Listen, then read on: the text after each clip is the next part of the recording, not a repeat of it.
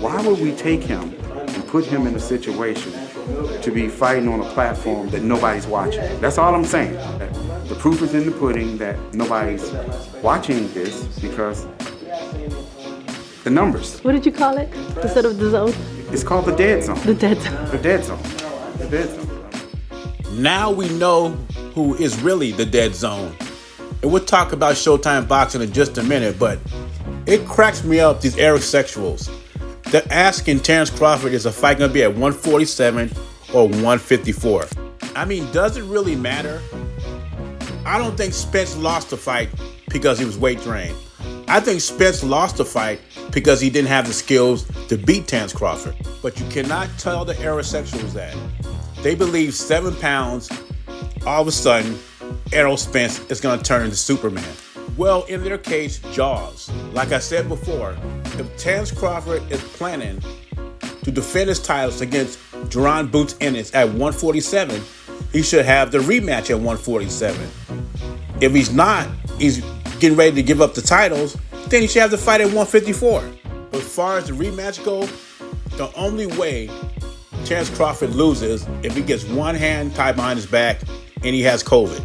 Now, when it comes to Showtime boxing, it is sad to see, but we knew it was coming. I mean, unless you bought into all the hype. I knew Errol Spence wasn't a pay-per-view draw. I knew Tank Davis wasn't the face of boxing. Because if all of that was true, that PBC fighters they sold more than Terence Crawford, then we're not having this conversation. Showtime boxing is still up for business. You're not closing your doors on something that's making you money. And obviously, PBC was not making Showtime any money. No viewership whatsoever. When you're putting fights like Wilder and Hernandez on pay-per-view, when you're putting fights on like Andy Ruiz against Luis Ortiz on pay-per-view, Luis Ortiz against Charles Martin on pay-per-view, Keith Thurman against Mario Barrios on pay-per-view, those are not pay-per-view fights.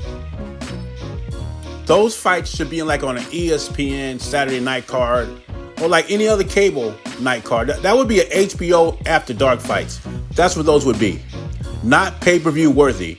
The quality of product the PBC put out was garbage. Yeah, they put the Terence Crawford and Errol Spence fight on, but that was mostly due to Errol Spence and Terence Crawford making that fight. And Canelo's the cash cow of boxing. Anything he touches turns to gold. And when you tell PBC fans that, yeah, PBC fans, there are fans of promotional companies, they say, what about the Gervonta Davis-Ryan Garcia fight? And this is where millions of blind PBC witnesses say that fight made Gervonta Davis the face of boxing. Like Ryan Garcia's millions of followers had nothing to do with them hitting 1.2 million in pay-per-view sales. All you have to do is look at Gervonta Davis's previous pay-per-view sales, and then you know what's up. The PBC will find another network. I just hope this network or app holds their feet to the fire. Make them make the fights that we want to see. Like many people have said, the Zone would be a great choice because you have Golden Boy, Matchroom, and PBC under the same umbrella. But I also heard Amazon Prime's in the mix. Regardless, right now, to me, the PBC is looking like the G League of boxing. That's why I look at. I think Caleb Plant did really well. I thought Billy Joe Saunders did well. Like, these are guys that didn't really show any respect or fear, you know? And I feel like Benavidaz is one of those guys. And I think Crawford would be another one of those guys. Crawford's a winner. Crawford would do everything to try and win that fight. He'd take chances, but I think he's too small. And Crawford's only going to get beat by being too small. I agree with Eddie Hearn. Benavidaz and Crawford is going to compete against Canelo. Jermell Charlo disappointed a lot of people. We're not saying Benavidaz or Crawford will win, but we know they're going to try to win, unlike Jermell Charlo. Yes, the Jermell Charlo that was a lion till he entered the ring with Canelo, and Canelo turned him into a cub. And I also agree when it comes to Terence Crawford. Terence Crawford is a dog. He's going to go in there and give it all he got. But I agree with Eddie Hearn once again. I think size is going to be a difference in this fight.